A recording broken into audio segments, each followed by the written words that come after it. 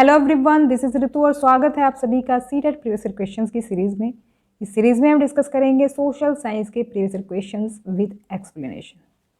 तो आज की इस वीडियो में हम शुरुआत करने वाले हैं एक नए क्वेश्चन पेपर की, विच इज़ 17 जनवरी 2022। तो 17 जनवरी का ये क्वेश्चन पेपर है और you can also follow me social media, Facebook page, Insta ID and Telegram channel, link आपको डिस्क्रिप्शन में मिल जाएगा। क्वेश्चन है, निम्नलिखित में से किसने दिल्ली को राजधानी के रूप में चुने जाने पर कहा था परिवर्तन भारत के लोगों की कल्पना पर प्रहार करेगा और भारत में ब्रिटिश शासन को बनाए रखने के लिए एक अटल दृढ़ संकल्प के दावे के रूप में सभी द्वारा स्वीकार किया जाएगा। तो ये स्टेटमेंट किसने जारी की थी? यहाँ पर सही ऑप्शन हो जाएगा थर्ड, वायसराय हार्डिंग। तो पहले राजधानी जो है वो कलकत्ता थी और कलकत्ता से दिल्ली राजधानी शिफ्ट करने पर विचार किया जा रहा था। तो उस दौरान जो वायसराय थे वो लॉर्ड हार्डिंग थे। तो इन्होंने इस बारे में ये स्टेटमेंट जारी करा था दिल्ली जब राजधानी बनाने पर विचार हो रहा था। थर्ड ऑप्शन यहाँ पर करेक्ट हो जाएगा। नेक्स्ट क्वेश्चन है, सूची 1 और 2 दी हुई है। यहाँ पर एक तरफ दिए गए हैं कुछ नाम और दूसरी तरफ उनकी एक्सप्लेनेशन दी गई है कि किसको क्या कहा जाता है। यहाँ पर सही ऑप्शन की बात करें तो हो जाएगा ऑप्शन नंबर थर्ड के हिसाब से अगर हम इनको मैच करते हैं तो पहले को तो हम मिला देंगे तीसरे से। भाषाविद कहते हैं, लिंग्विस्ट कहते हैं जो कई भाषाओं को जानता हो और पढ़ता हो। दूसरे को हम मिला देंगे पहले से, मुंशी जो है वो कहलाते हैं जो फारसी पढ़ना लिखना और पढ़ाना जानता है। इसके बाद सी को हम दूसरे से मिला देंगे, प्राच्यवादी जो है जो एशिया की भाषा और संस्कृति का गहन ज्ञान रखता है, यानी गहरा ज्ञान है, उसको अच्छा खासा ज्ञान है, उसको कहते हैं प्राच्यवादी। और डी को हम मिला देंगे फोर्थ से जो कि पहले से ही मिला हुआ है, वर्नाक्युलर कहा जाता है स्थानीय भाषा या बोली जो मानक भाषा से अलग होती है। इस तरह से इनको मिला देंगे। नेक्स्ट क्वेश्चन, निम्नलिखित में से कौन सा कथन महत्वपूर्ण तीर्थ यात्रियों के बारे में सत्य है जो प्राचीन काल में भारत की यात्रा करते थे? तो यहाँ पर सही ऑप्शन होगा second, B and C statements यहाँ पर सही हैं। तो यहाँ पर बुद्ध के जीवन से जुड़े स्थानों और प्रसिद्ध मठों को देखने के लिए वेनसांग ने भारत का दौरा किया, तो ये बात बिल्कुल सही है। और जो सेकंड स्टेटमेंट है सही वाली, चीन बौद्ध तीर्थ यात्रियों ने अपने द्वारा एकत्र की गई पुस्तकों और उनके द्वारा देखे गए मठों के बारे में विस्तार से लिखा, तो ये बात भी बिल्कुल सही है। और जो पहली स्टेटमेंट दी है, फाइयान ने संस्कृत सीखने और चीनी भारतीय राजाओं के बीच व्यापार संबंध स्थापित करने के लिए भारत का दौरा किया, तो ये गलत है। उसने बेसिकली जो दौरा किया था भारत का वो इंटरेस्टेड था बुद्ध की लाइफ में और इसके अलावा मठों को विजिट करने में इंटरेस्ट ले रहा था वो, तो इसकी वजह से उसने भारत का दौरा किया था। तो ये जो स्टेटमेंट दी गई है ये गलत दी गई है यहाँ पर। नेक्स्ट क्वेश्चन है, यहाँ पर अजर्शन है और रीजन दिया है, तो सही ऑप्शन को आपको सेलेक्ट करना है। यहाँ पर सही ऑप्शन की मैं बात करूँ तो हो जाएगा ऑप्शन नंबर 1। दोनों ही सही हैं और एक्सप्लेनेशन भी बिल्कुल सही दी गई है कि चोल राजा राजेंद्र प्रथम ने अपनी राजधानी में शिव मंदिर का निर्माण किया और उसने पराजित शासकों से जब्त की गई बेशकीमती मूर्तियों से भर दिया।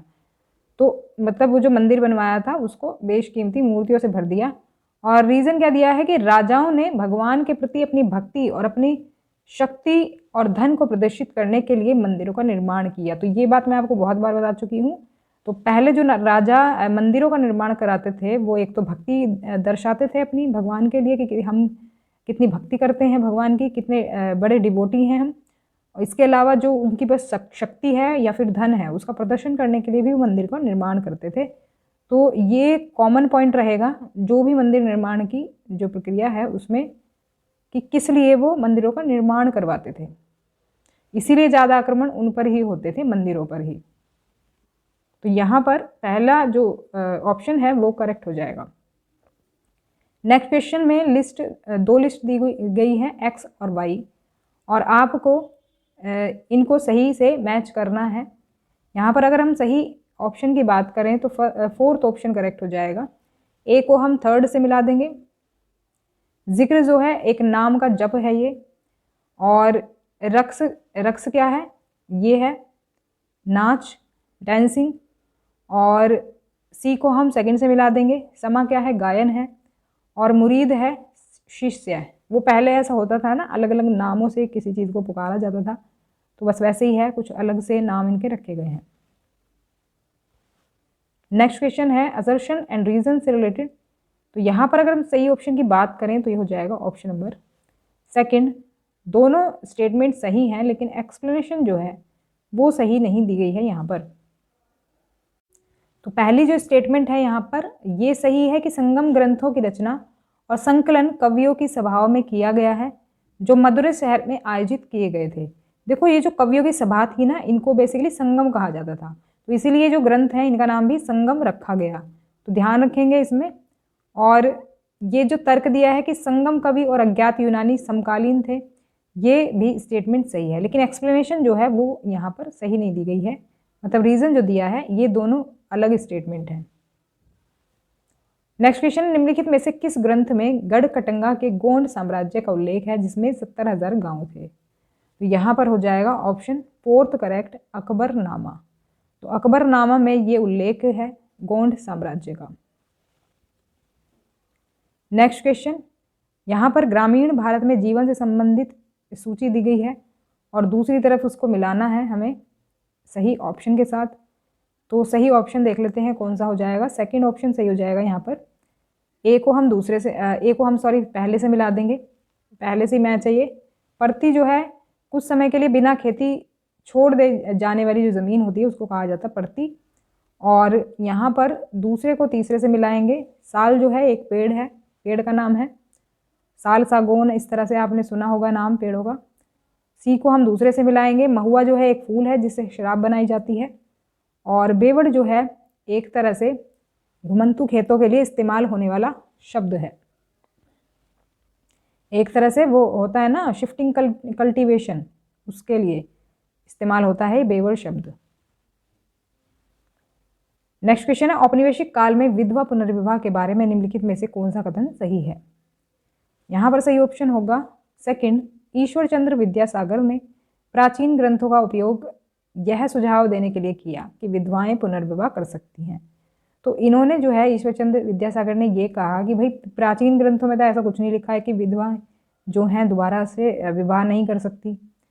तो ऐसे ही कुछ इन्होंने राजा राम मोहन राय ने भी किया था सती प्रथा को ख़त्म करने के लिए, कि प्राचीन ग्रंथों का ही हवाला उन्होंने भी दिया था।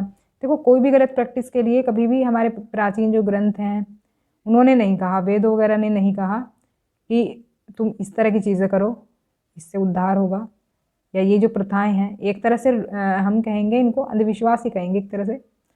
तो उन्होंने कभी सपोर्ट नहीं किया, प्राचीन ग्रंथों ने इस तरह की चीज़ों को, उन्हीं के सहारे ये ऐसी कुप्रथाओं को ख़त्म करने में कामयाब रहे। नेक्स्ट क्वेश्चन है, यहाँ पर दो स्टेटमेंट्स हैं और सही आपको इसमें चूज़ करना है। सही की बात करें तो ये हो जाएगा option number second, only B is true. तो यहाँ पर ईश्वर चंद्र विद्यासागर ने एक पुराने बौद्ध पाठ का अनुवाद किया जो जाति की आलोचना करता था, ये गलत है। कुछ समाज सुधारकों ने भारत में जातिगत असमानताओं की भी आलोचना की, तो ये स्टेटमेंट यहाँ पर सही है सिर्फ। तो ये थी हमारी आज की क्लास। वीडियो पसंद आई हो तो लाइक करें, शेयर कर दें और सब्सक्राइब भी कर लें चैनल को, जिससे कि आपको सभी अपडेट्स एंड नोटिफिकेशन मिलते रहें। मिलते हैं नेक्स्ट क्लास में, तब तक के लिए stay connected and keep watching, study more knowledge. Thanks for watching. Daily live classes जरूर ज्वाइन करें, डेली 4 बजे से।